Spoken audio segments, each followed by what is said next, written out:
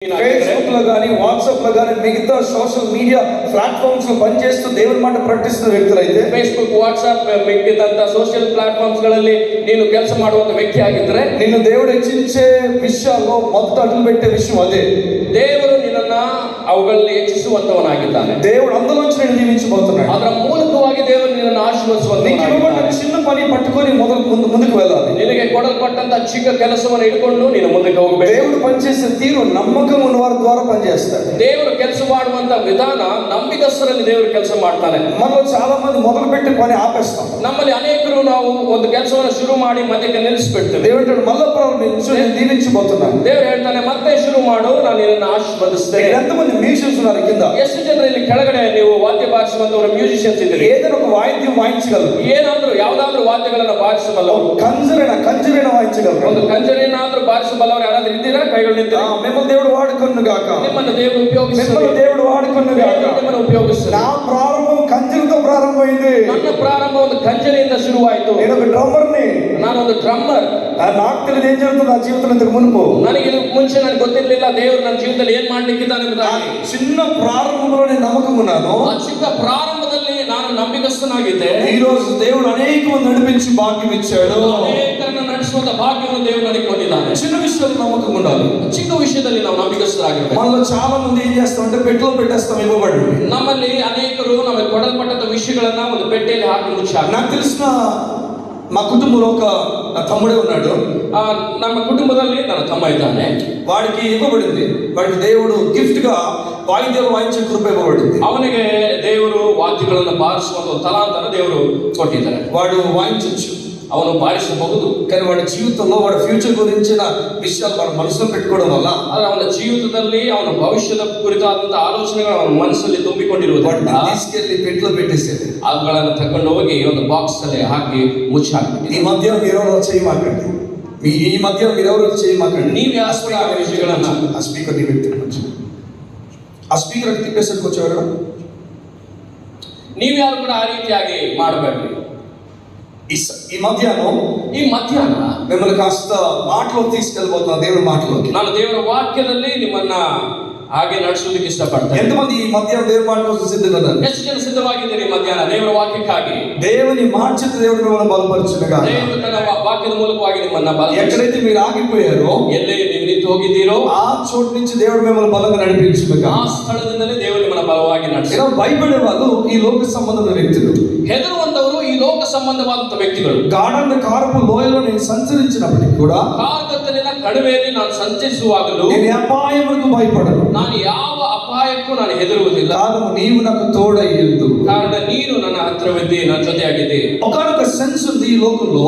ಈ ಲೋಕದಲ್ಲಿ ಒಂದಾನೊಂದು ಭಾವನೆ ಇದೆ, నాకేదో జరిగిపోతుంది, ನನಗೇನೋ ನಡೀತಾ ಇದೆ, నాకేదో అయిపోతుంది, ನನಗೇನೋ ಆಗ್ಬಿಡುತ್ತೆ. ఇంకొక సెన్స్ ఉంది, ಇನ್ನೊಂದು ಭಾವನೆ ಇದೆ, నాకు దేవుడు తోడయ్యున్నాడు, ನನಗೆ ದೇವರ ಜೊತೆ ಇದ್ದಾನೆ, నాకేం కాదు, ನನಗೇನಾಗೋದಿಲ್ಲ, నన్ను చూసుకుంటాడు, ఆయన ನನ್ನನ್ನು ನೋಡಿಕೊಳ್ತಾನೆ, నన్ను ముందుకు నడిపిస్తాడు, ಮುಂದಕ್ಕೆ ನಡೆಸ್ತಾನೆ. ఈ లోకంలో వ్యక్తులు వేరే అలా మాట్లాడతారు, నాకేం జరుగుతుందో. ಈ ಲೋಕದಲ್ಲಿರುವಂತ ವ್ಯಕ್ತಿಗಳು ಈ ರೀತಿಯಾಗಿ ಮಾತ್ರ, ಅಯ್ಯೋ ನನಗೇನಾಗ್ತದೋ. దావీదు వెనకాల ఉన్న వాళ్ళు, ದಾವೀದನ ಹಿಂದೆ ಇದ್ದಂತ ವ್ಯಕ್ತಿ, దావీదు కుటుంబానికి చెందిన వాళ్ళు, ದಾವೀದನ ಕುಟುಂಬಕ್ಕೆ ಸಂಬಂಧಪಟ್ಟಂತ గాఢాంధకారపు లోయలోనే సంచరించిన ಕಾರ್ಗತ್ತಲಿನ ಕಣಿವೆಯಲ್ಲಿ ನಾನು ನಡೆಯುವಾಗಲೂ ఏ అపాయములకు భయపడను, ಯಾವ ಕೇಡಿಗೂ ನಾನು ಹೆದರನು. నీవు నాకు తోడయ్యుండు, ನೀನು ನನಗೆ నీవు నాకు తోడయ్యుండు, ನನ್ನ ಜೊತೆಯಲ್ಲಿದ್ದಿ, నీవు నాకు తోడయ్యుండు. ನೀನು ನನ್ನ ಜೊತೆಯಲ್ಲಿದ್ದಿ. ఒక మాట నేను చెప్తున్నాను వినండి. ಒಂದು ಮಾತು ಹೇಳ್ತೀನಿ ಕೇಳಿ. మీలో దేవుడి గురించి కాన్ఫిడెన్స్ పెరగడం స్టార్ట్ అయితే, ನಿಮ್ಮಲ್ಲಿ ದೇವರ ಕುರಿತಾದಂತ ಕಾನ್ಫಿಡೆನ್ಸ್ ನಿಮ್ಮಲ್ಲಿ ಬೆಳೆದರೆ నువ్వు వెలుగులో మాత్రం బ్రతకు కానీ ನೀನು ಬೆಳಕಿನಲ್ಲಿ ಮಾತ್ರ ಇರುವುದಿಲ್ಲ, చీకట్లో కూడా ధైర్యంగా బ్రతుకు. ನೀನು ಕತ್ತಲೆಯಲ್ಲಿ ಕೂಡ ಧೈರ್ಯವಾಗಿರುವುದಕ್ಕೆ ಸಾಧ್ಯ. చీకట్లో కూడా ధైర్యంగా బ్రతుకు. ಕತ್ತಲೆಯಲ್ಲಿ ಕೂಡ ನೀನು ಧೈರ್ಯವಾಗಿರ್ತೀಯ. చుట్టూ పరిస్థితులు ఏం మారుతున్నా, ಸುತ್ತಲೂ ಪರಿಸ್ಥಿತಿಗಳು ಯಾವ ರೀತಿಯಾಗಿದ್ದರೂ, కష్టం ఎంత దారుణంగా వచ్చినా, ಕಷ್ಟವು ಎಷ್ಟು ಘೋರವಾಗಿದ್ದರೂ, నీ రిలేషన్షిప్స్ అన్ని కూడా నీకు వ్యతిరేకంగా తిరిగిపోయినా, ಇರತಕ್ಕಂಥ ಸಂಬಂಧಗಳೆಲ್ಲ ಕೂಡ ನಿನಗೆ ವಿರುದ್ಧವಾಗಿ ಅವರು ಮಾರ್ಪಟ್ಟರು, నీ సంఘం నీకు వ్యతిరేకంగా తిరిగిపోయినా, ಸಭೆ ನಿನಗೆ ವಿರುದ್ಧವಾಗಿ ನಿಂತುಕೊಂಡರು, నీ కుటుంబంలో నీ మామ అత్త నీకు వ్యతిరేకంగా తిరిగిపోయినా, ಭಾವ ಅತ್ತೆ ನಿನಗೆ ವ್ಯತಿರೇಕವಾಗಿ ವಿರುದ್ಧವಾಗಿದ್ದರು, నీ కంపెనీలో ఓనర్ మేనేజర్ వ్యతిరేకంగా తిరిగిపోయినా, ಕಂಪನಿಯಲ್ಲಿ ಓನರ್ ಮ್ಯಾನೇಜರ್ ನಿನಗೆ ವಿರುದ್ಧವಾಗಿ ನಿಂತುಕೊಂಡರು, ఏదైనా చేయగల దేవుడు నీ పక్కన ధైర్యం నీకు ఉంటుంది. ಎಲ್ಲವನ್ನು ಮಾಡಲು ಶಕ್ತನಾದ ದೇವರು ನನ್ನ ಜೊತೆ ಜೊತೆಯಲ್ಲಿದ್ದಾನೆ ಎಂಬುದಾಗಿ ಧೈರ್ಯ ನಿಮಗೆ ಇರ್ತದೆ. ఆ ధైర్యం దావీదు తన కుటుంబానికి మాత్రం ఉంటుంది. ಆ ధైర్ಯ ದಾವೀದನ ಕುಟುಂಬಕ್ಕೆ ಮಾತ್ರ ಇರ್ತದೆ. అంటే మనకు ಅಂದ್ರೆ ನಮಗೆ, నాకు, ನನಗೆ, మీకు, ನಿಮಗೆ. హల్లెలూయా. ಹಲ್ಲೆಲೂಯಾ. ఎంతమంది ఈరోజు గాఢంగా కారణంలో మిమ్మల్ని తోసేస్తే ಎಷ್ಟು ಜನರು ಒಂದು ವೇಳೆ ನಿಮ್ಮನ್ನ ಕಾರ್ಗತ್ತಲಿನ ಕಣಿವೆಯಲ್ಲಿ ನಿಮ್ಮನ್ನ ತಳ್ಳಿಬಿಟ್ರೆ ధైర్యం ఉండగలరు? ಧೈರ್ಯವಾಗಿರೋದಕ್ಕೆ ಸಾಧ್ಯ? ಎಷ್ಟು మీ ಜನ చీలంతా ఒకసారి ಕೈಗಳೈತೆ ನೋಡದಂತೆ సంగమ జాగ్రత్తగా రండి. ಗಮನಿಟ್ಟು ಕೇಳ್ರಿ. లేఖనాలు చెప్తున్నాయి ಬೈಬಲ್ ಹೇಳ್ತದೆ అప్పటికి ఘోరమైన తుఫాన్ ప్రారంభమైందని. ಆಗಲೇ ಭಯಂಕರವಾದಂತ ಬಿರುಗಾಳಿ ಶುರುವಾಯಿತು. నాకు కొంచెం బేస్ తగ్గిస్తారు. ఎక్కడ కొంచెం బేస్ తగ్గించండి. Hallelujah. Thank you Jesus. Hallelujah. అప్పటికే ఘోరమైన తుఫాన్ ప్రారంభమైంది. ಆಗ ತಾನೇ ಬಲವಾದಂತ ಬಿರುಗಾಳಿ ಅಲ್ಲಿ ಉಂಟಾಯಿತು. పడవ ఊగిపోతుంది. ದೋಣಿ ಅದು ಅಲೆದಾಡುತ್ತಿದೆ. ఒకరొకరు మాట్లాడుకుంటున్నారు. ಒಬ್ಬೊಬ್ರು ಮಾತಾಡ್ತಾರೆ ಒಬ್ರಿಗೊಬ್ರು. అయిపోయింది ఈరోజుతో. ಈ ಮುಗೀತು, ಇವತ್ತಿಗೆ ಮುಗೀತು, ఈ రోజు చచ్చిపోబోతున్నాం. ಇವತ್ತಿಗೆ ನಾವು ಸಾಯಲಿಕ್ಕಿದ್ದೇವೆ. ఏడుస్తున్నారు వైపు. ಒಂದ್ ಕಡೆ ಅಳ್ತಾ ಇದ್ದಾರೆ, కేకలేస్తున్నారు. ಅವ್ರು ಕೂಗಾಡ್ತಾ ಇದ್ದಾರೆ. ఈలోపు ఒక ఆయన కనిపించింది. ಇಷ್ಟರಲ್ಲಿ ಒಬ್ಬ ವ್ಯಕ್ತಿಗೆ ಅನಿಸ್ತು, అందరూ ఎంత కంగారు పడుతున్నారు, ఈయన పడుకున్నాడు. ಏನಪ್ಪ ಎಲ್ಲರೂ ಇಷ್ಟು ನಾವು ಚಿಂತೆ ಮಾಡ್ತಾ ಇದೀವಿ, ಈ ವ್ಯಕ್ತಿ ಈ ರೀತಿಯಾಗಿ ಮಲ್ಕೊಂಡಿದ್ದಾನೆ, ఈయన కూడా లేపేద్దాం. ಈ ವ್ಯಕ್ತಿನ ಕೂಡ ಎಬ್ಸೋಣ. అయ్యా నీకు చింత లేదా? ಅಯ್ಯ ನಿನಗೆ ಚಿಂತೆ ಇಲ್ಲವಾ? ఆ స్టోరీ ఎవరి గురించి చెప్పండి. ಯಾರ ಬಗ್ಗೆ ಹೇಳಿರೋ ಕತೆ? ಯಾರ ಕತೆ? యోసేపా? ఎవరో మీరు యోసేపా? ಯೋಸೇಫ. యేసు అతని శిష్యులు.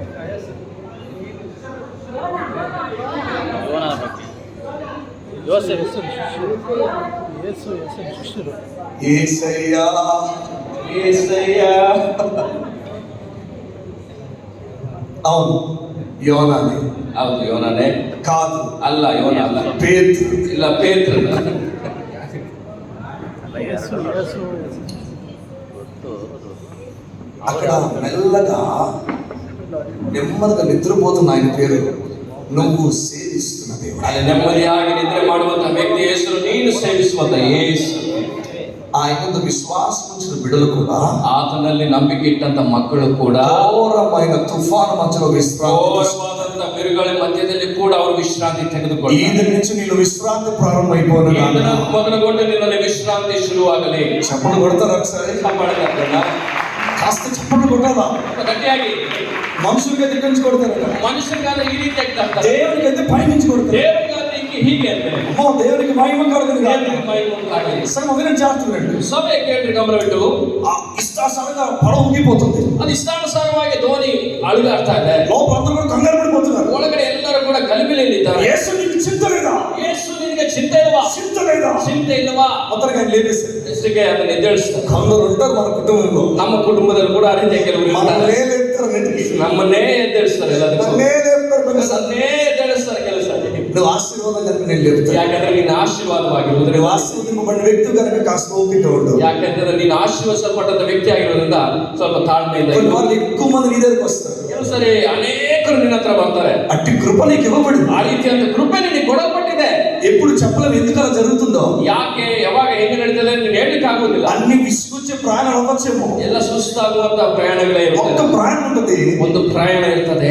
అంతట్లో కూడా సంతోషాన్ని ఇచ్చేది. ಆ ಎಲ್ಲಾ ಸುಸ್ತಿನಲ್ಲೂ ಕೂಡ ಸಂತೋಷ అట్టి కృప దేవునికి ఇచ్చును గాక. ಆ ರೀತಿಯಾದ ಕೃಪೆ ದೇವರಿಗೆ ದಯಪಾಲಿಸಲಿ. అట్టి నెమ్మది నీకు కలుగును గాక. ಆ ರೀತಿಯಾದ ನೆಮ್ಮದಿ ನಿನಗೆ ಉಂಟಾಗಲಿ. అయితే వినండి సంగమా, ಆದ್ರೆ ಕೇಳ್ರಿ ಸಭೆ, పడవ ఊగిపోతుంది. ಆ ದೋಣಿ ಅಲೆದಾಡ್ತಾ ಇದೆ.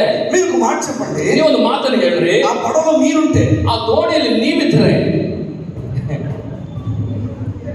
ఈ విధంగా చెప్తారు వినండి. ಈ ರೀತಿಯಾಗಿ ಹೇಳ್ತೀನಿ ಕೇಳ್ರಿ. నేను బెంగళూరు వచ్చాను కనుక ನಾನು ಬೆಂಗಳೂರಿಗೆ ಬಂದಿರೋದ್ರಿಂದ మీకు చెప్పేది ఒక మాట. ನಿಮಗೆ ಒಂದು ಮಾತು ಹೇಳ್ತಾ ಇದ್ದೀನಿ. మిమ్మల్ని అందరినీ టూర్ తీసుకెళ్తాను. ಸರಿ, ನಾನು ನಿಮ್ಮನ್ನೆಲ್ಲರ ಟೂರ್ಗೆ ಕರ್ಕೊಂಡು ಹೋಗ್ತೀನಿ. మీరందరూ చాలా బిజీ, ಎಲ್ಲರೂ ಬಿಸಿನೇ. కానీ ప్రేమతో పాస్టర్ గారు పిలిచారు కదా. ಅದ್ರ ಸೇವಕರು ಪ್ರೀತಿಯಿಂದ ಕರೆದಿರೋದ್ರಿಂದ అయితే వెంటనే పదండి వెళ్దాం అని చెప్పారు. ಆಯ್ತು, ನೀವು ಹೇಳಿದ್ರಿ ಸರಿ ನಾವು ಬರ್ತೀವಿ. నేను చెప్పాను ನಾನು ಹೇಳಿದೆ మిమ్మల్ని బీచ్ తీసుకెళ్తాను, ನಿಮ್ಮನ್ನ ಬೀಚ್ ಕರ್ಕೊಂಡು ಹೋಗ್ತೀನಿ ಎಂಬುದಾಗಿ అందరూ ಹೇಳಿದೆ. పడవలో వెళ్దాం అని చెప్పారు. ಬರ್ರಿ ಎಲ್ಲರೂ ದೋಣಿ ಹತ್ತೋಣ ಅಂತ ಹೇಳಿದೆ. పడవలో వెళ్దాం పాస్టర్ గారు పదని చెప్పారు. ಫಾಸ್ಟ್ ಹೋಗೋಣ ಬರ್ರಿ ಅಂತ మొత్తం అందరూ బయలుదేరిపోతున్నాం. ಎಲ್ಲರನ್ನ ಹೊರಟಿದ್ವಿ, పడవ ఎక్కేసాం. ದೋಣಿ ಹತ್ಬಿಟ್ಟಿದ್ವಿ. ఒక 10-20 కిలోమీటర్ దూరం వెళ్ళిపోయింది. ಒಂದು 10-20 ಕಿಲೋಮೀಟರ್ ದೂರ ನಾವು ಹೋಗಾಯ್ತು. పాటలు స్టార్ట్ అయ్యి ಆ ಹಾಡು ಶುರುವಾಯ್ತು. సాధ్యమే సాధ్యమే, సాధ్యమే 20-30 కిలోమీటర్లు వెళ్ళిపోయాం. 20-30 ಕಿಲೋಮೀಟರ್ ಹೋಗ್ಬಿಟ್ಟಿದ್ವಿ, ದಾಟ್ಬಿಟ್ಟಿದ್ವಿ. కొంచెం దూరం వెళ్ళిపోయాం ఒడ్డు నుంచి. ಸ್ವಲ್ಪ ದೂರ ತೀರದಿಂದ ನಾವು ದೂರಕ್ಕೆ ಹೋಗಿ స్టార్ట్ అయింది తుఫాన్. ಆ ಬಿರುಗಾಳಿ ಸ್ಟಾರ್ಟ್ ಆಯ್ತು. ఊగుతుంది పడవ. ಅಲಿಗಾಡ್ತದೆ ದೋಣಿ. మీరు ఎంతమంది ధైర్యం ఉంటారు చెప్పండి? ನೀವು ಎಷ್ಟು ಜನ ಧೈರ್ಯವಾಗಿರ್ತೀರಿ ಆ ಸಮಯದಲ್ಲಿ ಹೇಳ್ರಿ. ఏం కాదులే, ಏನಾಗುದಿಲ್ಲ ಕೊಡಪ್ಪ, ఏమవుతులే, ಏನಾಗುದಿಲ್ಲ. మీరు కొంతమంది ఏమంటారు చెప్పనా? ನಿಮ್ಮಲ್ಲಿ ಕೆಲವರು ಏನ್ ಹೇಳ್ತಾರೆ ಗೊತ್ತಾ? ఈ రోజు చచ్చిపోతారేంటి? ಏನು ಇವತ್ತು ಮುಗ್ದೋಯ್ತಾ, ಸತ್ತೋಗ್ತೀನ ನಾನು? ఎవరు చెప్పలేదే, ನಾನು ಯಾರಿಗೂ ಹೇಳಿ ಬಂದಿಲ್ಲ. అది ఎవరు చెప్పరమ్మా. ಈ ರೀತಿಯಾಗಿ ಯಾರಿಗೆ ಹೇಳಕ್ ಸಾಧ್ಯ ಇಲ್ಲ. మనలో కొంతమంది ల్యాండ్స్ బాధ, ನಮಗೆ ಕೆಲವರಿಗೆ ಲ್ಯಾಂಡ್ ಚಿಂತೆ ಇರ್ತದೆ, ఇంకొంతమందికి ఇంకో బాధ, ಇನ್ನು ಕೆಲವರಿಗೆ ಇನ್ನೊಂದು ಚಿಂತೆ. నాకు పెళ్ళేకి చచ్చిపోయిన బాధ. ಅಯ್ಯೋ ನನ್ನ ಮದುವೆ ಆದ್ಮೇಲೆ ಸತ್ತೋದ್ರೂ ಪರವಾಗಿಲ್ವೇ, పెళ్ళే మొదటి నేను చంపేస్తా. ಮದುವೆನ ಮೊದಲು ನೀನು ಸಾಯಿಸ್ಬಿಡ್ತದೆ. మీరు అనుకుంటారు లోకంలో ఈ లోకం ఎంచేది ఏదో అది బెస్ట్ అని. ఈ లోకంలో లోకం ఎంచేది ఏదో అది బెస్ట్ అని. ನೀವು ಅಂದ್ಕೊಳ್ತೀರಾ ಈ ಲೋಕ ಆರಿಸುವಂತದ್ದೇ ಶ್ರೇಷ್ಠ ಎಂಬುದಾಗಿ. అది లోకం ఎంచేది ఇప్పుడు కూడా బెస్ట్ కాదు. ಈ ಲೋಕ ಆರಿಸುವಂತ ವಿಷಯ ಶ್ರೇಷ್ಠ ಅಲ್ಲ. దేవుడు ఎంచే ప్రతిదీ కూడా శ్రేష్ಠ. ದೇವರು ಆರಿಸಿಕೊಳ್ಳುವಂತ ಪ್ರತಿಯೊಂದು ಶ್ರೇಷ್ಠವಾಗಿದೆ. దేవుని మీద ఆధారపడినప్పుడు, ದೇವರ ಮೇಲೆ ಆಧಾರ ಪಡುವಾಗ, ఈ లోకంలో చీకట్లో కూడా, ಈ ಲೋಕದಲ್ಲಿ ನಾವು ಕತ್ತಲೆಯಲ್ಲಿ ಕೂಡ వెలుతురు మనం చూడగలం, ನಾವು ಬೆಳಕನ್ನು ಕಾಣುವುದಕ್ಕೆ ಸಾಧ್ಯ. ఇప్పుడు చెప్పండి ఒక మాట. ಈಗ ಹೇಳ್ರಿ ಒಂದು ಮಾತು.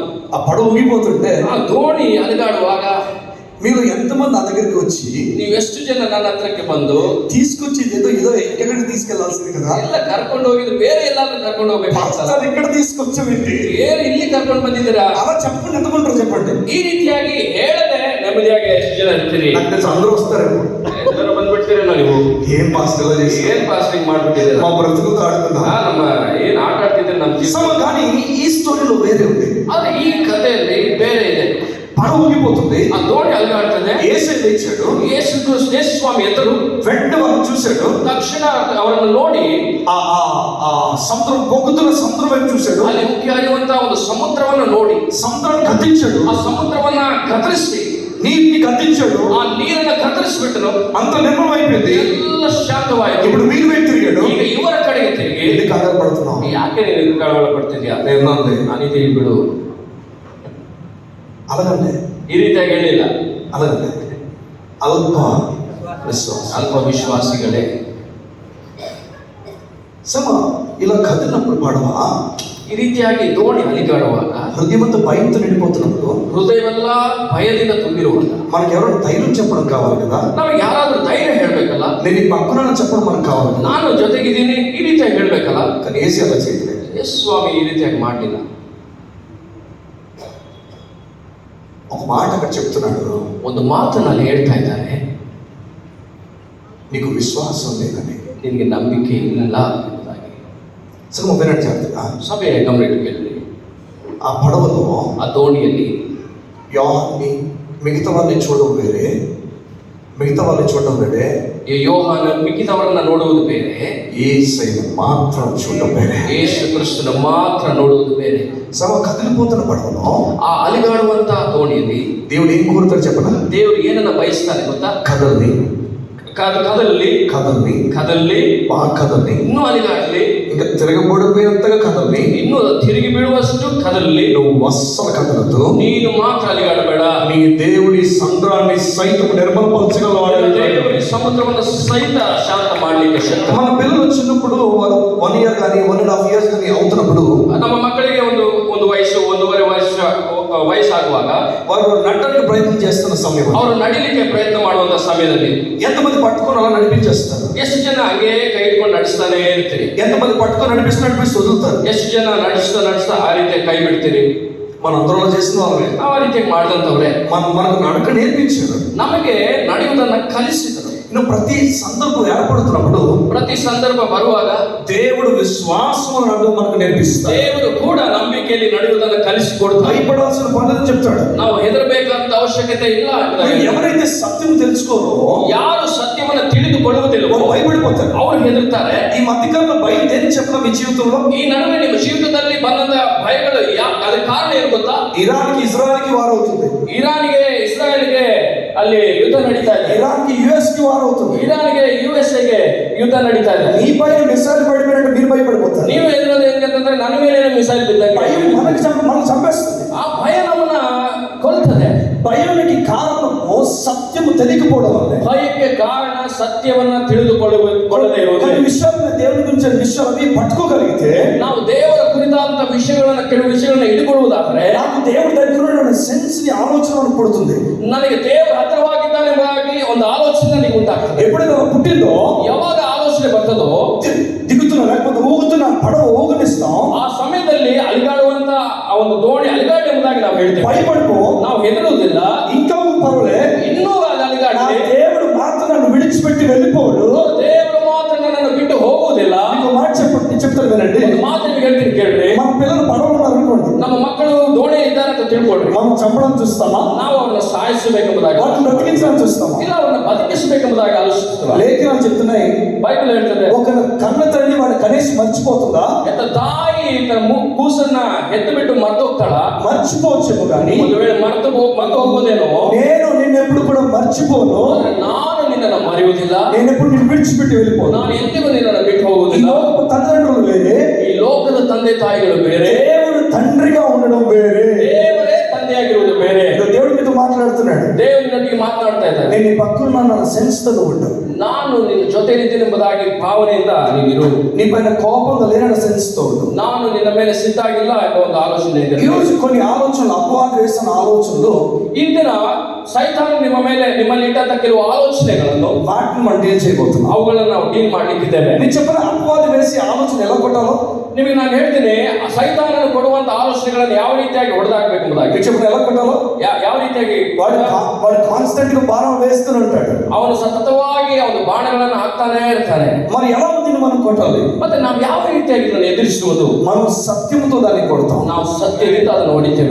మనం విశ్వాసం నుంచి సత్యాన్ని పట్టుకొని దాన్ని కొడతాం. ನಾವು ನಂಬಿಕೆಯಿಂದ ಸತ್ಯವನ್ನು ಹಿಡ್ಕೊಂಡು ನಾವು ಅದನ್ನು ಹೊಡಿತೇವೆ.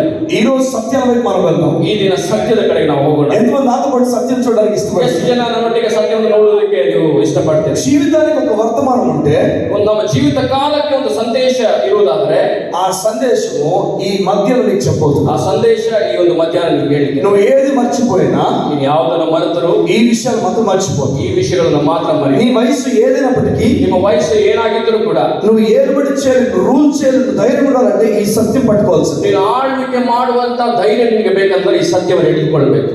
గాఢాంధకారపు లోయలో ಕತ್ತಲಿನ ಕಣಿವೆಯಲ್ಲಿ సంచరించిన ನಾನು ನಡೆಯುವಾಗಲೂ నేను భయపడను. చెప్పండి, ನಾನು భయపడను. ಹೆದರೆನು. బిడ్డ చెప్పండి, భయపడని. ನಾನು ಭಯಪಡುವುದಿಲ್ಲ. ఈ రోజు యేసయ్య నామములో మీలో ధైర్యం పుట్టునుగా. ಯೇಸುವಿನ ನಾಮದಲ್ಲಿ ನಿಮಗೆ ಧೈರ್ಯ ಉಂಟಾಗಲಿಲ್ಲ. సంగమ సిలువ ఏం చేస్తుందో మనకు తెలియాలి. ಶಿಲುಬೆ ಏನ್ ಮಾಡ್ತಾ ನಮಗೆ ಗೊತ್ತಾಗಬೇಕು. మనకు అర్థం కాలేదు సిలువ వల్ల ఏం జరిగిందో. ನಮಗೆ ಅರ್ಥ ಆಗಬೇಕು ಶಿಲುಬೆ ಮೂಲಕ ನಮ್ಮಲ್ಲಿ ಉಂಟಾಗಿದೆ. అయితే దానికి వెనక ముందు కొన్ని విషయాలు మీకు చెప్తాను జాగ్రత్తగా. ಅದಕ್ಕೆ ಮುಂಚಿತವಾಗಿ ಕೆಲವು ವಿಷಯಗಳು ಹೇಳ್ತೀನಿ ಗಮನಿಸಿ. రోమన్ రాసిన పత్రిక 10వ అధ్యాయం చెప్తుంది ఈ విధంగా. ರೋಮಪುರದವರು ಬರೆದ ಪತ್ರಿಕೆ 10ನೇ ಅಧ್ಯಾಯ ಈ ರೀತಿಯಾಗಿ ಹೇಳ್ತದೆ. చదువు ఒకసారి జాగ్రత్తగా, స్క్రీన్ మీద వర్సెస్ వేస్తుంటే మీరు చదవండి చూసి. రోమన్స్ 10:1. ರೋಮ ಪತ್ರಿಕೆ 10ನೇ ಅಧ್ಯಾಯ 1ನೇ ವಚನ.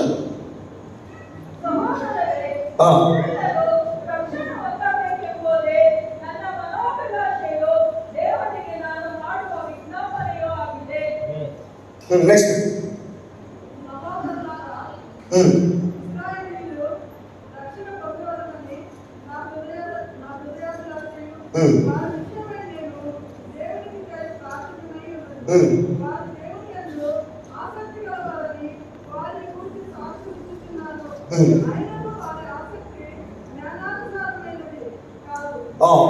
చాలు చెప్పండి. ఇజ్రాయెల్ అని చెప్పండి. ಇಸ್ರಾಯೇಲ್ ಎಂಬುದಾಗಿ ಹೇಳಿ. చెప్పండి, బిగ్గర చెప్పండి. ఇజ్రాయెల్ అని చెప్పండి. ಇಸ್ರಾಯೇಲರು. బిగ్గర ಗಟ್ಟಿಯಾಗಿ ఇక్కడికి వచ్చేసిన పర్వాలేదా? డల్ అయిపోతుందా? ఫేస్ డల్ అయిపోతుందా? Okay fine. లైట్స్ ముందుకు వెళ్ళవా? లైట్స్ ముందుకు అవ్వా? కష్టమా? Okay fine. ఒక జాగ్రత్త ఎక్కడ ఉంటారు? లైట్స్ కొంచెం పెట్టేసాను, ఇక్కడ పెట్టేసాను. ఓకే, జాగ్రత్త. ఈ మాట మీతో మాట్లాడతాను. ಗಮನಿಟ್ಕೊಳ್ಳಿ, ಈ ಮಾತು ನಿಮಗೆ ಹೇಳ್ತೇನೆ. ఇజ్రాయెల్ అందరూ కూడా, ಇಸ್ರಾಯೇಲರೆಲ್ಲರೂ ಕೂಡ పాత నిబంధనను పాటిస్తారు వాళ్ళు. ಅವರು ಹಳೆ ಒಡಂಬಡಿಕೆಯನ್ನು ಅನುಸರಿಸುವಂತವರು. జాగ్రత్త సంగమా, ఈ పాత నిబంధన ఏమైతుందో ಈ ಹಳೆ ಒಡಂಬಡಿಕೆ ಏನಿದೆಯೋ వారి పట్టుకొని పరిగెడుతున్నారట. ಅದನ್ನ ಇಟ್ಕೊಂಡು ಅವರು ಹೋಗ್ತಾ ಇದ್ದಾರೆ. కానీ వాళ్ళందరి గురించి వాళ్ళందరూ కూడా అబ్రాహాం సంతానమే. ಅವರೆಲ್ಲರೂ ಕೂಡ ಅಬ್ರಹಾಮನ ಸಂತತಿಯವರೇ, అబ్రాహాం ద్వారా పుట్టిన వాళ్ళే. ಅಬ್ರಹಾಮನ ಮೂಲಕ ಹುಟ್ಟಿದಂತವರೇ. కానీ వారి గురించి బైబిల్ మాట్లాడుతుంది. ಅವರ ಬಗ್ಗೆ బైబిల్ ಹೇಳ್ತದೆ, వారి గురించి రక్షణ విషయంలో ఏదో డౌట్ చెప్తున్నాడు. ಅವರಲ್ಲಿ ರಕ್ಷಣೆ ಕುರಿತಾಗಿ ಒಂದು ಸಂದೇಹ ಇರುವುದಾಗಿ ನಾವು ನೋಡ್ತೇವೆ. దేవునికి మహిమ, ದೇವರಿಗೆ ಮಹಿಮೆ. ఈ మధ్యాహ్నం ಈ ಮಧ್ಯಾಹ್ನ బైబిల్ ని డివైడ్ చేసే విషయానికి వచ్చినప్పుడు ಬೈಬಲ್ನ ವಿಭಜಿಸುವಂತ ವಿಷಯಕ್ಕೆ ಬಂದಾಗ నువ్వు సరిగా విభజించుదు గాక. ನೀನು ಸರಿಯಾಗಿ ವಿಭಜಿಸುವವನಾಗಿ. ఈరోజు చాలా మంది సేవకులు ಇವತ್ತು ಅನೇಕ ಸೇವಕರು విభజన విషయానికి వచ్చినప్పుడు ವಿಭಜಿಸುವಂತ ವಿಷಯಕ್ಕೆ ಬಂದಾಗ ఇంకా ఇజ్రాయెల్తోనే కలిసి తిరుగుతున్నారు. ಇನ್ನ ಇಸ್ರಾಯೇಲ್ ಜೊತೆಗೇನೆ ಅವರು ಇದ್ದಾರೆ. ఇది నూతనమైన ఇజ్రాయెల్, ಆದ್ರೆ ಇದು ಹೊಸ ಇಸ್ರಾಯೇಲ್ ఇది ಆಗಿದೆ. ఆదాము సంతానం కాదు, ಇದು ಆದಾಮನ ಸಂತತಿ ಅಲ್ಲ, యేసు ప్రభు సంతానం. ಯೇಸು ಕ್ರಿಸ್ತನ ಸಂತಾನ. ಇದು విలువ పెట్టిన రక్తము చేత కొనబడ్డాం. ಬೆಲೆಯುಳ್ಳ ರಕ್ತದಿಂದ ನಾವು ಕೊಂಡುಕೊಳ್ಳಲ್ಪಟ್ಟಿದ್ದೇವೆ. వీరికి చెప్పాల్సిన వర్తమానం పూర్తిగా వేరే. ಇವನಿಗೆ ಹೇಳಬೇಕಾದಂತ ವರ್ತಮಾನವು ಕಂಪ್ಲೀಟ್ ಆಗಿ ಬೇರೆ. ఈ రోజు చెప్పే మాటలు జాగ్రత్తగా వినండి. ಇವತ್ತು ಹೇಳುವಂತ ವಿಷಯ ಗಮನ ಇಟ್ಟು. ఈరోజు చాలా మంది అలాంటి అలజడుల్లో ధైర్యం ఉండలేకపోవడానికి కారణం నేను చెప్తున్నాను. ಇವತ್ತು ಅನೇಕರು ಧೈರ್ಯವಾಗಿ ಇಲ್ಲದೆ ಇರುವ ಕಾರಣ ನಿಮ್ಗೆ ಹೇಳ್ತೇನೆ. మీకు మాట చెప్తాను వినండి. ಒಂದು ಮಾತು ಹೇಳ್ತೀನಿ. మీరు ఒకరు ఉద్యోగం నుంచి చాలా కంగారు పడుతున్నారంటే, ನಿಮ್ಮಲ್ಲಿ ಯಾರೋ ಉದ್ಯೋಗದ ವಿಷಯವಾಗಿ ನೀವು ಚಿಂತೆ ಮಾಡ್ತಾ ಇದ್ರೆ ತಿಳ್ಕೊಳ್ರಿ. మీరు సీఎం కూతురు అయితే దేనికి కంగారు పడతారు? ನೀವು ಒಂದು ವೇಳೆ ಸಿಎಂ ಮಗಳಾಗಿದ್ರೆ ನೀವು ಯಾಕೆ ಚಿಂತೆ ಮಾಡ್ತೀರಿ? మీరు పిఎం కూతురు అయితే కొడుకు అయితే దేనికి కంగారు పడతారు? ನೀವು ಪಿಎಂ ಮಗನೋ ಮಗಳಾಗಿದ್ರೆ ನೀವು ಯಾಕೆ ಚಿಂತೆ ಮಾಡ್ತೀರಿ? ఆ విషయానికి వస్తే, ಆ ವಿಷಯಕ್ಕೆ ಬಂದ್ರೆ నువ్వు దేవుని కూతురు కనుక కొడుకు కనుక దేనికి కంగారు పడతావు? ನೀನು ದೇವರ ಮಗನಾಗಿ ಮಗಳಾಗಿರುವಾಗ ಯಾವ್ದಕ್ಕೆ ಚಿಂತೆ నాకు ಮಾಡ್ತೀರಿ? పెళ్ళి అవ్వదండి, ನನಗೆ ಮದುವೆನ ಆಗೋದಿಲ್ಲ. అది ఎవరన్నారు? ಯಾರು ಹೇಳಿದ್ದು? దేవుడు సరైన సమయంలో ದೇವರು ಸರಿಯಾದಂತ ಸಮಯ, సరైన వ్యక్తిని ಸರಿಯಾದಂತ ವ್ಯಕ್ತಿ నీకు భాగస్వామ్యం ఇస్తాడు. ಭಾಗಸ್ವಾಮ್ಯ ಕೊಡ್ತಾನೆ. చూడండి, ఒకటి గుర్తుపెట్టుకోవాలి, దేవుని చూసే రీతి ఈ రోజు మారిపోవును గాక. ನೆನಪಿಟ್ಕೊಳ್ಬೇಕು, ದೇವರನ್ನ ನೋಡುವಂತ ವಿಧಾನ ಅದು ಬದಲಾಗಬೇಕು. నేను చెప్తున్నాను జాగ్రత్తనండి. మనం చాలా మంది మనుషులు అర్థం చేసుకునే ప్రయత్నం చేస్తాం. ನಾವು ಬಹಳ ಜನ ವ್ಯಕ್ತಿಗಳನ್ನು ಅರ್ಥ ಮಾಡುವಂತ ಪ್ರಯತ್ನವನ್ನು ಮಾಡಿದ್ದೀವಿ. మనం అందులో మన సమయం వృధా చేసేసాం. ಅದರಲ್ಲಿ ನಮ್ಮ ಸಮಯ ಎಲ್ಲ ವ್ಯರ್ಥವಾಗಿ ನಾವು ಕಳ್ಕೊಂಡಿದ್ದೀವಿ. కానీ దేవుని నేను అర్థం చేసుకోగలిగితే, ದೇವರನ್ನ ಏನಾದ್ರೂ ನಾವು ಅರ್ಥ ಮಾಡ್ಕೊಳ್ಳುವುದಾದ್ರೆ నువ్వు కోల్పోయిన సమయానంతటిని కూడా వెనక్కి ఇవ్వబోతున్నాడు. ನೀನು ಕಳ್ಕೊಂಡಂತ ಸಮಯವೆಲ್ಲವನ್ನು ಹಿಂದಿರುಗಿ ಕೊಡುವಂತವನಾಗಿದ್ದಾನೆ. నువ్వు కృంగిపోయిన చోట నేను తల ఉంచబోతున్నాడు. ನೀನು ಕುಗ್ಗಿ ಹೋದಂತ ಸ್ಥಳದಲ್ಲೇ ದೇವರಿನ ತಲೆಯಾಗಿ ಎತ್ತುವಂತವನಾಗಿದ್ದಾನೆ. దేవునికి మహిమ కలుగును గాక. ದೇವರಿಗೆ ಮಹಿಮೆ ಉಂಟು. చూడండి, వచనం చూడండి, ನೋಡ್ರಿ, ವಾಕ್ಯವನ್ನು ನೋಡ್ರಿ, చదవండి ఒకసారి. ಓದ್ರಿ ಅದನ್ನ. సహోదరులారా, ఇజ్రాయేలీలు రక్షణ పొందవలని నా హృదయాభిలాషయు వారి విషయమై నేను దేవునికి ఇచ్చే ప్రార్థనై నెక్స్ట్ వర్స్ సెకండ్ వర్స్ చూడండి. వారు దేవుని యొక్క ఆసక్తి గలవారని వారి గురించి సాక్ష్యం ఇచ్చుచున్నారు. నాకు చూడండి ఒకసారి. నిజంగా మీ గురించి ఎవరైనా సాక్షి ఇచ్చారు ఎప్పుడైనా? ನೋಡಿ, ನಿಮ್ಮ ವಿಷಯವಾಗಿ ಯಾರಾದರೂ ಎಲ್ಲಾದರೂ ಸಾಕ್ಷಿಯನ್ನು ಕೊಟ್ಟಿದ್ದಾರಾ? చూడండి, మీ గురించి మీరు బాగున్నారు దేవుడు అని చెప్పడం ఒకటి, ನೀವು ದೇವರಲ್ಲಿ ಚೆನ್ನಾಗಿದ್ದೀರಿ ಎಂಬುದಾಗಿ ಹೇಳುವುದು ಒಂದು, కానీ మీ గురించి బయటకు వచ్చి సాక్షి చెప్పడం మరొకటి. ಆದರೆ ನಿಮ್ಮ ವಿಷಯವಾಗಿ ಹೊರಗೆ ಬಂದು ಸಾಕ್ಷಿ ಹೇಳುವಂಥದ್ದು ಅದು ಬೇರೆ. చూడండి, అలా పౌలు చెప్తున్నాడు, నేను వారి గురించి సాక్ష్యం చెప్తున్నాను. ಆ ರೀತಿ ಪೌಲ್ ಹೇಳ್ತಾ ಇದ್ದಾರೆ, ನಾನು ಅವರ ಕುರಿತಾಗಿ ನಾನು ಸಾಕ್ಷಿಯನ್ನು ಕೊಡ್ತಾ ಇದ್ದೇನೆ. అంటే వాళ్ళు ఎంత బాగున్నారో చూడండి. ಅಂದ್ರೆ ಅವರು ಎಷ್ಟು ಚೆನ್ನಾಗಿದ್ದಾರೋ ನೋಡ್ರಿ. ఆసక్తి విషయంలో బలమైన వాళ్ళే, ಆಸಕ್ತಿಯ ವಿಷಯದಲ್ಲಿ ತುಂಬಾ వాళ్ళు దేవుని ఆసక్తి గలవారని వారి గురించి సాక్ష్యం ఇచ్చుచున్నాను. ದೇವರಲ್ಲಿ ಆಸಕ್ತರಾಗಿದ್ದಾರೆಂದು ನಾನು ಅವರ ವಿಷಯದಲ್ಲಿ ಸಾಕ್ಷಿ ಕೊಡುತ್ತೇನೆ. ఆయనను వారి ఆసక్తి జ్ఞానానుసారమైంది కాదు. ಆದರೂ ಅವರ ಆಸಕ್ತಿ ಜ್ಞಾನಾನುಸಾರವಾದದ್ದಲ್ಲ. ఆసక్తి ఉండొచ్చు, ನೋಡಿ, ಆಸಕ್ತಿ ಇರಬಹುದು, ప్రార్థన జరగచ్చు, ಪ್ರಾರ್ಥನೆ ನಡೀಬಹುದು, దానికి పెద్ద పేరు ఉండొచ్చు, ಅದಕ್ಕೆ ದೊಡ್ಡ ಹೆಸರು ಇಡಬಹುದು. కానీ ಜ್ಞಾನಾನುಸಾರమైంದ కాదన్నది చాలా ప్రాముఖ్యం. ಆದ್ರೆ ಜ್ಞಾನಾನುಸಾರವಾದದ್ದ ಇಲ್ಲವಾ ಎಂಬುದಾಗಿ ನೋಡುವಂಥದ್ದು ತುಂಬಾ ಮುಖ್ಯ. ఈరోజు నిలబడి నేను చెప్తున్నప్పుడు నాకు అనిపిస్తుంది, ಈ ದಿನ ನಾನು ನಿಂತ್ಕೊಂಡು ಹೇಳುವಾಗ ನನಗೆ ಅನಿಸ್ತದೆ, మీకు తెలియదని నేను నిలబడలేదు, మీకు తెలియదని చెప్పి నేను నిలబడలేదు, ನಿಮಗೆ ಗೊತ್ತಿಲ್ಲ ಎಂಬುದಾಗಿ ನಾನು ನಿಂತ್ಕೊಂಡಿಲ್ಲ, మీకు జ్ఞాపకం చేయడానికి నిలబడ్డాను. ನಿಮಗೆ ನೆನಪು ಮಾಡುವುದಕ್ಕಾಗಿ ನಾನು ನಿಂತ್ಕೊಂಡಿದ್ದೇನೆ. కొన్నిసార్లు సత్యాలు మనం వదిలేస్తాం. ಕೆಲವು ಸಾರಿ ಸತ್ಯವನ್ನ ನಾವು ಬಿಟ್ಟು ಹಾಕ್ಬಿಡ್ತೇವೆ. వాటి వల్ల మనము మన కుటుంబం కూడా భయం ఆందోళనకి వెళ్ళిపోతుంది. ಆ ಕಾರಣದಿಂದಲೇ ನಾವು ನಮ್ಮ ಕುಟುಂಬವು ಭಯದಲ್ಲಿ ನಾವು మనం ಉಳಿಬಹುದು. సరిగా నిలబడలేకపోతాం. ನಾವು ಸರಿಯಾಗಿ ನಿಂತುಕೊಳ್ಳೋಕೆ ಆಗುದಿಲ್ಲ. ఈ లోకపు రాజకీయ నాయకులు అంత బలంగా ಈ నిలబడగలిగితే ಲೋಕದಲ್ಲಿ ರಾಜಕೀಯ ನಾಯಕರು ಅಷ್ಟು ಬಲವಾಗಿ ನಿಂತುಕೊಳ್ಳುವುದಾದರೆ మన రాజైన దేవుడు మనకు తోడున్నప్పుడు ఇంకెంత బలంగా నిలబడాలి చెప్పండి. ನಮ್ಮ ರಾಜನಾದ ದೇವರು ನಮ್ಮ ಜೊತೆಯಲ್ಲಿರುವಾಗ ಎಷ್ಟು ಬಲವಾಗಿ ನಾವು ನಿಂತುಕೊಳ್ಬೇಕು. ఎక్కడో ఈ రోజు క్రైస్తవుల కన్నా లోకమే బలంగా అనిపిస్తుంది. ಎಲ್ಲ ಕ್ರೈಸ್ತರಿಗಿಂತಲೂ ಈ ಲೋಕನೇ ಈ ದಿನ ಬಲವಾಗಿ ಕಾಣಿಸ್ತದೆ. క్రైస్తవుడు ఎందుకు బలంగా లేడంటే ಕ್ರೈಸ್ತನು ಯಾಕೆ ಬಲವಾಗಿ ಇಲ್ಲ ಅಂತ సత్యాన్ని పక్కన పెట్టేసి ಸತ್ಯವನ್ನು ಅವನು ಬದಿಗಿಟ್ಟಿದ್ದಾನೆ. సంఘం ఈ రోజు ఈ స్క్రీన్ మీద ఏవైతే వాక్యం డిస్ప్లే అయిందో ಸಭೆ ಇವತ್ತು ಈ ಸ್ಕ್ರೀನ್ ಮೇಲೆ ಏನು ವಾಕ್ಯ ಡಿಸ್ಪ್ಲೇ ಆಗ್ತಾ ಇದೆಯೋ ఇది దేవుని గ్రంథం నుంచి కాదు, ಇದು ದೇವರ ಗ್ರಂಥದಿಂದಲ್ಲ, దేవుని గ్రంథం నుంచి అంటే ದೇವರ ಗ್ರಂಥದಿಂದನೇ. మీ దగ్గర ఉన్న బైబిల్, ನಿಮ್ಮಲ್ಲಿ ಇರ್ತಕ್ಕಂಥ ಬೈಬಲ್, ఇక్కడ కనిపిస్తున్న వచనము, ಇಲ್ಲಿ ಕಾಣಿಸುವಂತ ವಚನವು, మేము మాట్లాడుతున్న విషయం ನಾನು ಮಾತನಾಡುವಂತ ವಿಷಯವು ఒకటే. ಒಂದೇ. జాగ్రత్త వినండి, ಗಮನಿಟ್ಟು ಕೇಳಿ. నేను చెప్తున్నాను ఈరోజు ನಾನು ಇದನ್ನ ಹೇಳ್ತಾ ಇದ್ದೀನಿ. ప్రభుని బట్టి ఆనబెట్టి చెప్తున్నాను, ప్రభుని బట్టి ఒట్టేసి చెప్తున్నాను. ಕರ್ತನ ಮೇಲೆ ಆಣೆ ಇಟ್ಟು ಹೇಳ್ತಾ ಇದ್ದೇನೆ. బెంగళూరులో, ಬ್ಯಾಂಗ್ಳೂರಿನಲ್ಲಿ, మీరున్న ప్రాంతాల్లో, ನೀವಿರುವಂತ ಪ್ರಾಂತ್ಯದಲ್ಲಿ నీ జీవిత కాలం, ನಿನ್ನ ಜೀವಿತ ಕಾಲವು, నీ తర్వాత తరాన్ని కూడా ನಿನ್ನ ಮೇಲೆ ಬರುವಂತ ಸಂತತಿಗಳು ಕೂಡ నువ్వు బలంగా నడిపించే బలమైన వ్యక్తిగా మార్చబడబోతున్నావు. ಅವರನ್ನ ಬಲವಾಗಿ ನಡೆಸುವಂತ ಬಲವಂತ ವ್ಯಕ್ತಿಯಾಗಿ ನೀನು ಮಾರ್ಪಡ್ಲಿದ್ದೆ. ಇದನ್ನು ರಾసి పెట్టుకో, ಇದನ್ನ ಬರೆದಿಟ್ಕೋ, ಇದನ್ನು రాసి పెట్టుకో. ಇದನ್ನ ಬರೆದಿಟ್ಕೋ. ఈరోజు చెప్తున్న దేవుని మాట నన్ను చూడొద్దు, ಇವತ್ತು ನನ್ನ మా ఇద్దరిని చూడొద్దు. ನಮ್ಮಿಬ್ಬರನ್ನ ನೋಡಬೇಡ್ರಿ. మేము మాకు ఎలా అంటే మీకు ఇవ్వడం పార్సల్ అందించడానికి వచ్చాం. ನಾವು ಎಂತವರಂತಂದ್ರೆ ನಿಮಗೆ ಒಂದು ಪಾರ್ಸಲ್ ಕೊಡಲ್ಪಟ್ಟಿದೆ, ಅದು ನಿಮಗೆ ಕೊಡ್ತಾ ಇದೀವಿ ಅಷ್ಟೇ. మీలో ఎంతమంది బైక్ వెళ్తుంది కదా, ఇది చేసుకుంటాం, స్విగ్గీ, జొమాటో, ర్యాపిడో, బ్లింకిట్, ఎంతమంది వాళ్ళు పేర్లు గుర్తుపెట్టుకున్నారు? ಹೆಸರು ನಿಮ್ಗೆ మిమ్మల్ని పికప్ చేసి డ్రాప్ చేసిన వాళ్ళు, మీకు ఫుడ్ ఇచ్చి వెళ్ళిపోయిన వాళ్ళ పేర్లు గుర్తుపెట్టుకున్నారు? ನೀವು ಪಿಕಪ್ ಮಾಡಿ ಡ್ರಾಪ್ ಮಾಡುವಂತವರು, ನಿಮಗೆ ಊಟ ಕೊಟ್ಟು ಹೋಗುವಂತವ್ರು, ಅವರ ಹೆಸರುಗಳನ್ನ ನೀವು ಯಾರು ನೆನ್ಪಿಟ್ಕೊಂಡಿದ್ದೀರಾ? ಡೆಲಿವರಿ ಮಾಡುವಂತವ್ರನ್ನ అలా వచ్చామంతే. ನಾವು ಕೂಡ ಆ ರೀತಿಯಾಗಿ ಬಂದಂತ. వాళ్ళ గొప్పతనం ఏమీ లేదు, ನಮ್ಮಲ್ಲಿ ಏನು ದೊಡ್ಡ ವಿಷಯ, మమ్మల్ని నిలబెట్టిన దేవునికి మాత్రమే, ನಮ್ಮನ್ನ ನಿಲ್ಲಿಸಿದಂತ ದೇವರಿಗೆ ಮಾತ್ರ ಮಹಿಮೆ. ఇది మాకు ఇవ్వబడిన కృప. ಇದು ನಮಗೆ ಕೊಡಲ್ಪಟ್ಟಂತ ಕೃಪೆ. నిస్వార్థంగా ನಿಸ್ವಾರ್ಥವಾಗಿ తన ప్రజలు విజయంలోకి వెళ్ళాలని, ಆತನ ಮಕ್ಕಳು ವಿಜಯದಲ್ಲಿ ಅವರು తన ಇರಬೇಕೆಂಬುದಾಗಿ, ప్రజలు బలం పొందుకోవాలని ಆತನ ಮಕ್ಕಳು ಅವರ ಬಲ ಹೊಂದಬೇಕೆಂಬುದಾಗಿ ఆశపడుతూ ಆಸೆ ಪಡುತ್ತಾ మీకు కొన్ని విషయాలు చెప్పడానికి ఇష్టపడుతున్నాను. ನಿಮಗೆ ಕೆಲವು ವಿಷಯಗಳನ್ನ ಹೇಳೋದಕ್ಕೆ ಇಷ್ಟಪಡ್ತೇನೆ. కన్నీటితో విత్తువాడు ಕಣ್ಣೀರಿನಿಂದ ಮೆಚ್ಚುವಂತ ಒಂದು సంతోషంతో కోస్తాడు. ಸಂತೋಷವಾದ ಫಲ.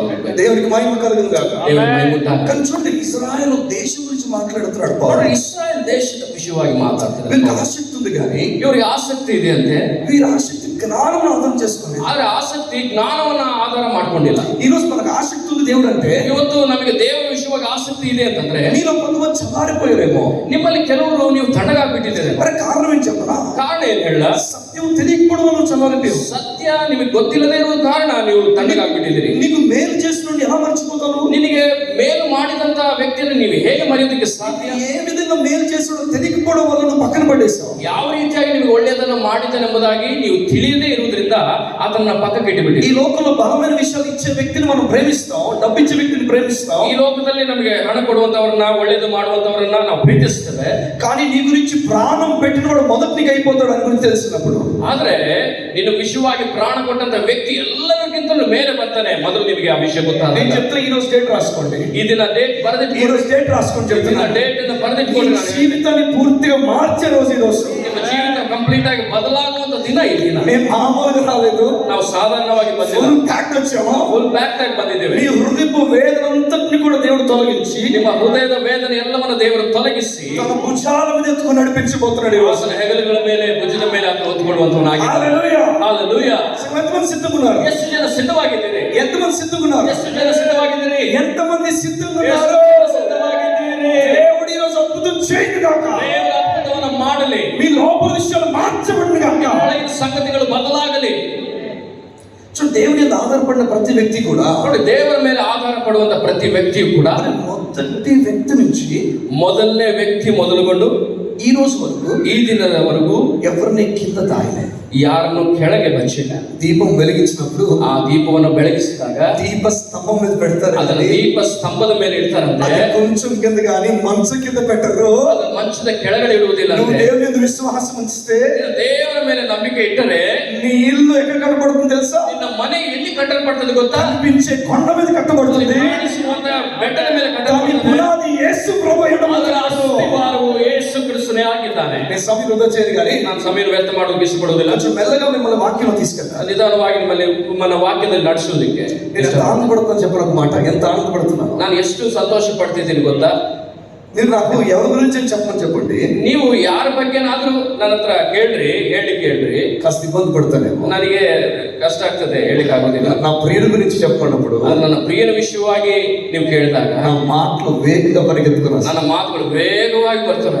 రాత్రి కూర్చొని నాతో రాత్రంతా మాట్లాడారు. ರಾತ್ರಿ ಕೂತ್ಕೊಂಡ್ರೆ ರಾತ್ರಿ ಎಲ್ಲ ಮಾತಾಡ್ತೇನೆ, పగలంతా మాట్లాడారు. ಹಗಲೆಲ್ಲ ಮಾತಾಡ್ತೇನೆ. ఆయనతోనే నింపబడిపోయాయి. ಯಾಕಂದ್ರೆ ಆತನಿಂದನೇ ఆయన ತುಂಬಲ್ಪಟ್ಟಿದ್ದೇನೆ, మనసుతో నింపబడిపోయాయి. ಆತನ ಮನಸ್ಸಿಂದ ತುಂಬಲ್ಪಟ್ಟಿದ್ದೇನೆ. నాకు ధనమున లేకపోయినా, ನನಗೆ ಹಣವಿದ್ದರೂ ಇಲ್ಲದೆ ಇದ್ದರೂ, నాకు బలమున లేకపోయినా, ಇದ್ದರೂ ಇಲ್ಲದೆ ಇದ್ದರೂ, నన్ను ఎవరు వదిలేసినా విడిచిపెట్టిన వచ్చినా, ಯಾರು ನನ್ನ ಜೊತೆಗಿದ್ರು ಬಿಟ್ಟು ಹೋದ್ರು, నేను ఒక్కడిని చాలు ఈ లోక అనేక మందిని ప్రభు వైపు ನಾನು తిప్పడానికి. ಒಬ್ಬನು ಸಾಕು ಈ ಲೋಕದಲ್ಲಿ ಅನೇಕರನ್ನ ಕರ್ತನ ಕಡೆಗೆ ನಡೆಸುವುದು. నువ్వు చిన్నవాడు కాదు, ನಾನು ಹೇಳ್ತೀನಿ, ನೀನು ಸಣ್ಣ ವ್ಯಕ್ತಿ ಅಲ್ಲ, నువ్వు చేతకాని వాడు కాదు, ನೀನು ಕೈಲಾಗದಂತ ವ್ಯಕ್ತಿ ಅಲ್ಲ. నువ్వు ప్రభు చేతిలోకి రావడం మాత్రం మిగిలి ఉంది. ನೀನು ಕರ್ತನ ಕೈಯಲ್ಲಿ ಬರುವುದು ಮಾತ್ರ ಬಾಕಿ. మార్పు కలుగుతుంది, ಬದಲಾವಣೆ ಉಂಟಾಗ್ತದೆ. చేతనండి ఈ విషయం. ಗಮನ ಇಟ್ಟು ಕೇಳ್ರಿ ಮಾತನ್ನ. ఎస్ఏ పాస్టర్ ఇప్పుడు ఇజ్రాయెల్ దేశం అనుకుంది. ಪಾಸ್ಟರ್ ಇವಾಗ ನಾನು ಇಸ್ರಾಯೇಲ್ ದೇಶ ಅನ್ಕೊಳ್ಳಿ. పౌలు చెప్తున్నాడు, ಪೌಲನ್ ಹೇಳ್ತಾ ಇದ್ದಾನೆ, వీరికి ఆసక్తి ఉంది, ಇವರಿಗೆ ಆಸಕ್ತಿ ಇದೆ, వీరు ప్రార్థన చేయడం స్టార్ట్ చేస్తే సూపర్, ಇವರು ಪ್ರಾರ್ಥನೆ ಮಾಡೋದು ಸೂಪರ್, వీరు వాక్యం చెప్పడం సూపర్, ಇವರು ವಾಕ್ಯ ಹೇಳೋದು ಸೂಪರ್, వీరికి ఆసక్తి ఉంది. ಆಸಕ್ತಿ ಇದೆ. జ్ఞానానుసారంగా లేదు, ಆದರೆ ಅದು ಜ್ಞಾನಾನುಸಾರವಾಗಿ ಇಲ್ಲ, జ్ఞానం మీద ఆధారపడి లేదు. ಅದು ಜ್ಞಾನವನ್ನ ಆಧಾರ ಮಾಡಿಕೊಂಡಿಲ್ಲ. ಅದಕ್ಕೆ ವಿನಿపిస్తుందా? ಕೇಳಿಸ್ತದ ನಿಮಗೆ? ఆ జ్ఞానం మీద ఆధారపడి లేదు. ಅದು ಜ್ಞಾನವನ್ನ ಆಧಾರ ಮಾಡಿಕೊಂಡಿಲ್ಲ. దేవుడు అంటాడు, ದೇವರು ಹೇಳ್ತಾರೆ, జ్ఞానం మీద ఆధారపడి ఉండాలని. ಜ್ಞಾನವನ್ನು ಆಧಾರ ಮಾಡಿಕೊಳ್ಳಬೇಕೆಂಬುದಾಗಿ.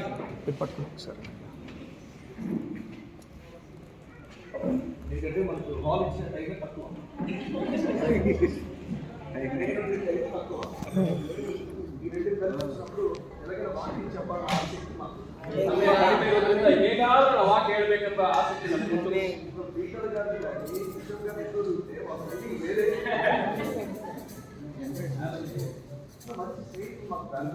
ಒಳ್ಳೆ ಸ್ನೇಹಿತರನ್ನ ನನಗೆ ಬೆಂಗಳೂರು